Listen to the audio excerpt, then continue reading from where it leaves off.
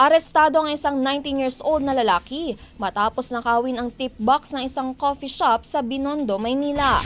Nagpanggap na customer ang suspect pero tinangay nito ang tip box na naglalaman ng 12,000. Magsasarado na sana ang coffee shop nang mapansin ng mga empleyado na nawawala na ang tip box. Pumasok pa sa restroom ang suspect para ilagay ang pera sa bag bago tumakas at sumakay ng e-strike. Naaresto ang suspect sa follow-up operation pero hindi na nabawi pa ang pera dahil ginamitan sa online sugal. Lumabas sa investigasyon na dati nang nakulong ang suspect dahil dito. Paliwanag niya, gipit lamang siya sa pera at kailangan ng pambili ng gatas at diaper ng kanyang mga anak at hindi para ipang sugal. Sinampahan na ang suspect ng kasong theft. Lisensya ng driver ng wayward truck sa Marikina Road Crash ni-revoke ng LTO. Brigada Justin Hoxon, ibrigada mo. Brigada Live Report.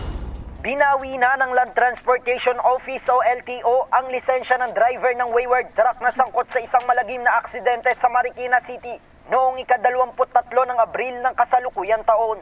Maaalalang ang aksidente ay nagresulta sa pagkamatay ng 3 katao habang hindi bababa sa 10 na pasahero ang nagtamo ng mga sugat. Depensa ng driver, nasira umano ang preno ng sasakyan habang nagmamaneho.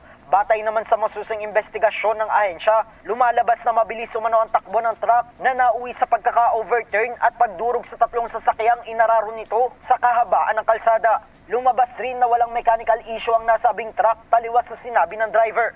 Dahil dito, itinuring siyang improper person to operate a motor vehicle. Agad rin pinatawan ng driver ng pinakamataas na parusa para sa reckless driving. Muling nagpaalala ang ahensya ng iba yung pag-iingat sa mga nagmamaneho ng malalaking sasakyan, lalo na sa gabi at sa mga delikadong kondisyon ng kalsada.